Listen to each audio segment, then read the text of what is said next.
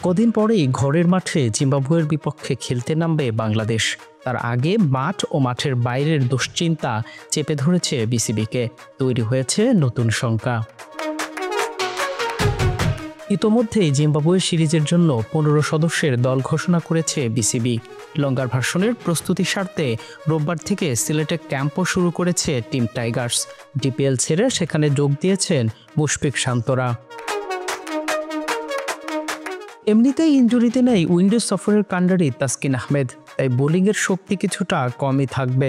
তার উপর ব্যাটারদের পারফরমেন্স বড় দুশ্চিন্তার কারণ হয়ে দাঁড়িয়েছে টাইগার শিবিরে। বিশেষ করে সিনিয়র ক্রিকেটারদের অফ ফর্ম চিন্তা বাড়াচ্ছে। বর্তমান দলে সবচেয়ে সিনিয়র ক্রিকেটার মুশফিকুর রহিম। চলতি ডিপিএলে মোহামেডানের জার্সিতে হাসেনি তার ব্যাট। একই অবস্থা দুই ওপেনার জাকির হাসান আর মাহমুদুল হাসান জয়েরও।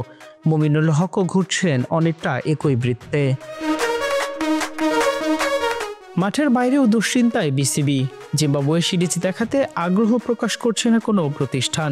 বিসিবি থেকে সম্প্রচার স্বত্ব বিক্রির টেন্ডার আহ্বান করা হলেও কোনো প্রতিষ্ঠানই টেন্ডারে জমা দেয়নি। সূত্র বলছে, শেষ পর্যন্ত রাষ্ট্রীয় চ্যানেল বিটিভির উপরই ভরসা করতে পারে BCB. Sports mirror, news desk.